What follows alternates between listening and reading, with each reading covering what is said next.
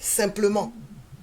Donc, il y a du travail à faire, mais je vous jure que ça commence par l'éducation pour inculquer à nos enfants cette fierté, ce désir de montrer que, ok, l'Africain a fait un cheminement difficile, mais cela n'enlève en rien qu'il soit un être humain au même titre que tous les autres, et que si on leur a fait du tort, ce tort doit être reconnu et réparé, et nos enfants doivent porter ça avec fierté et l'exiger avec fierté.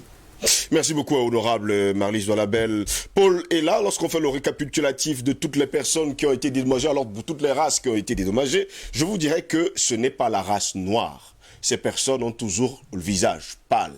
En fait, jusqu'à preuve du contraire, la seule race qui fait problème, c'est la race noire.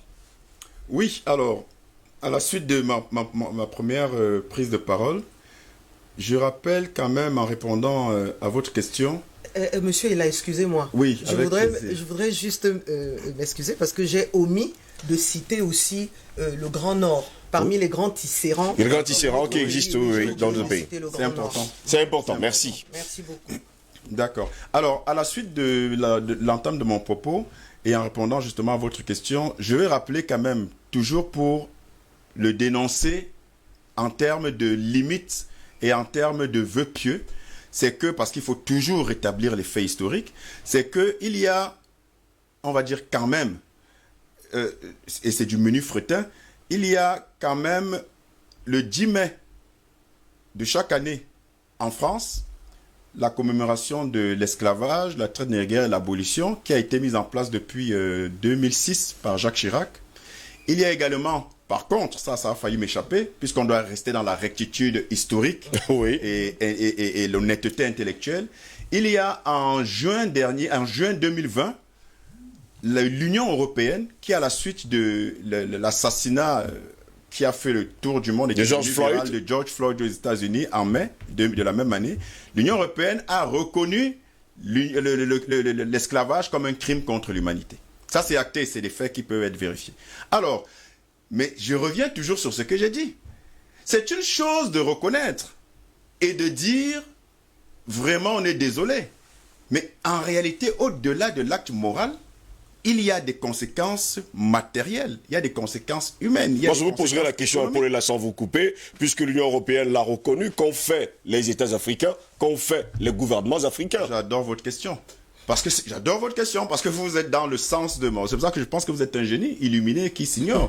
Mais parce que justement, c'est le sens de... Je prends ça pour aller dans ce sens. Et pour revenir, pour développer un peu après, sur le fait qu'on ne commande pas la dignité. On ne commande pas le respect, on l'impose. Et précisément, sur votre relance, où sont les dirigeants africains? Où est la société civile? Il y a quelques voix éparses qui se présentent, qui se prononcent.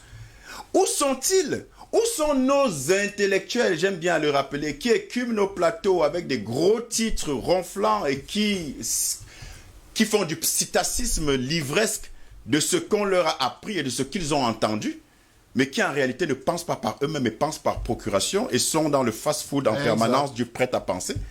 Où sont-ils? Parce que c'est bien de dire, oh, il faut aussi quand même, c'est pas bien. Ah, on a indemnisé les juifs, oh, pourquoi nous aussi? Oh, c'est pas bien. Mais vous-même pensez aussi à nous. Mais c'est ridicule.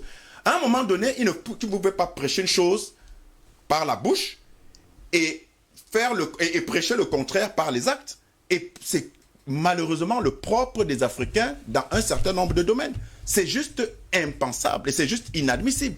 On doit sortir de cette spirale émotionnelle qui laisse penser que le bourreau un jour, parce que Dieu est grand et que Dieu ne peut pas nous abandonner, un jour le bourreau va se lever un matin et dire mais pourquoi j'ai fait souffrir la victime comme ça? Pourquoi vraiment je m'excuse? Au-delà de m'excuser, vraiment qu'est-ce qu'il faut que je fasse pour toi? Ça n'existe juste pas.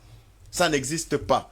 Ce n'est pas possible. Pour respecter un peuple, puisque j'ai dit que j'allais dire comment je pense que ça peut se faire, pour respecter un peuple, il faut que ce peuple soit fort. On ne respecte que les peuples forts.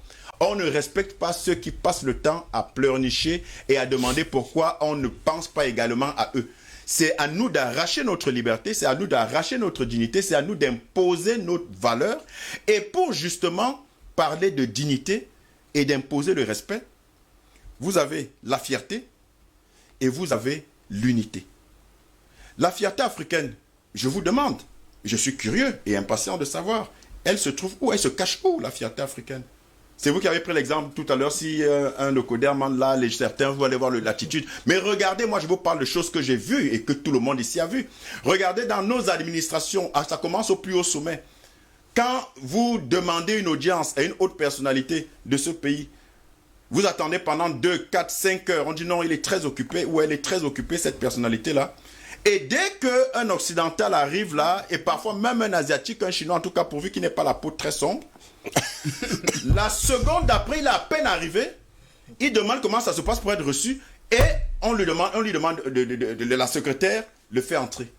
Si ce n'est pas du complexe, c'est quoi? C'est ça la fierté? Bon, quand vous regardez, je vais tirer un peu sur mes sœurs et sur mes mères que j'adore, parce que c'est le symbole, et ça devrait être le symbole de notre fierté et de notre identité culturelle et de nos repères. Mais regardez nos sœurs, regardez nos femmes, regardez nos mères. Vous suivez bien mon regard. Où est la fierté de leur belle couleur, de leur belle mélanine, qui est exceptionnelle et qui regorge de qualités que même les occidentaux, les leucodermes envient? Est-ce que c'est un sens que vous soyez envié, mais que vous soyez en train de vouloir singer l'autre? Il y a un problème. Il y a un problème de lobotomisation du cerveau qui fait qu'on est devenu des coquilles vides dans lesquelles on a réinstallé un logiciel, celui de la manipulation, et on se laisse téléguider comme ça. C'est la zombification de l'humanité, et notamment des Africains. Quand on se décape la peau, quand vous avez appris les milliards de CFA et les dizaines et les centaines, voire les centaines de millions d'euros qui sont dépensés chaque année pour les cheveux artificiels.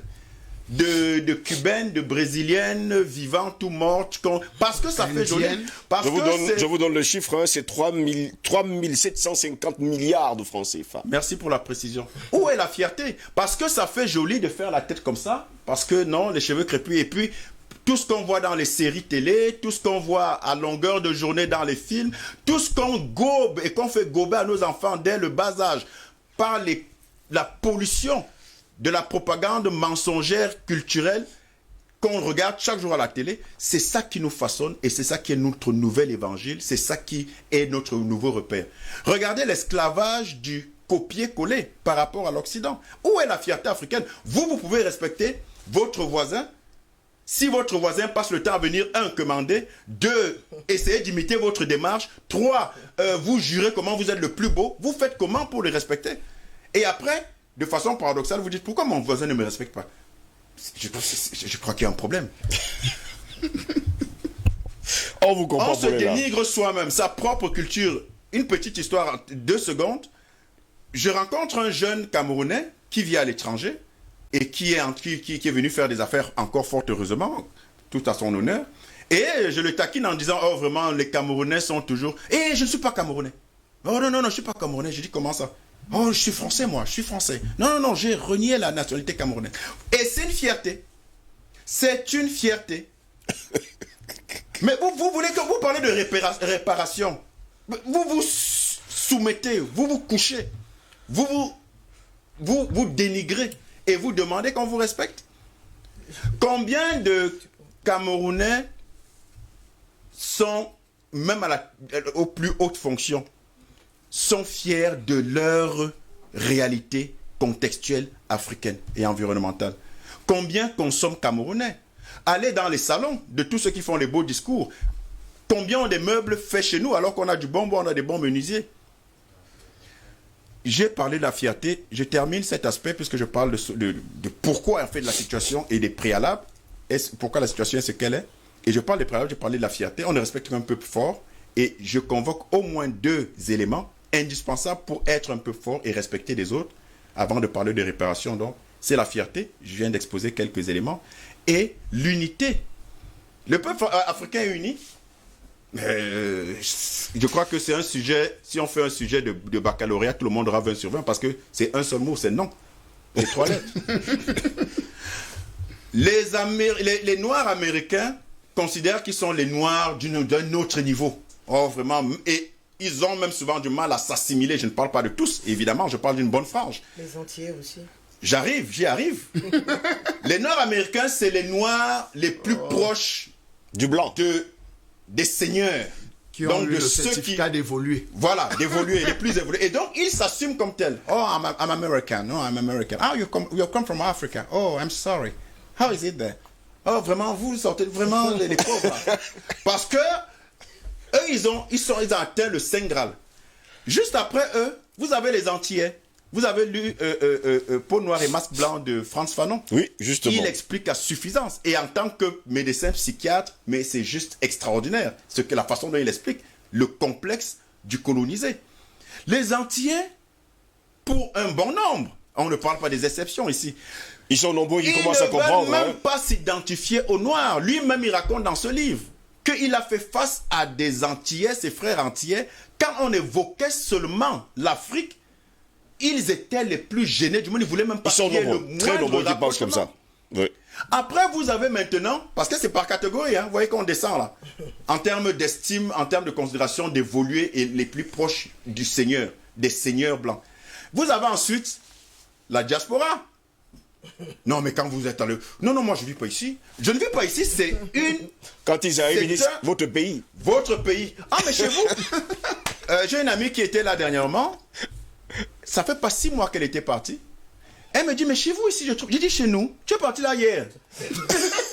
Non, mais chez vous ici, je trouve que... Oui, parce que... Et même les Africains qui sont restés sur le continent, quand vous demandez à nos jeunes filles, tu as un ami, tu as un copain, pour se valoriser, c'est mon copain ne vit pas ici. En fait, parce que ça fait bon. Non, il n'est pas avec nous ici, il n'est pas dans notre galère. Mais...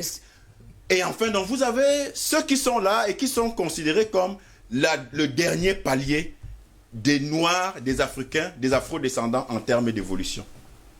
Vous êtes unis?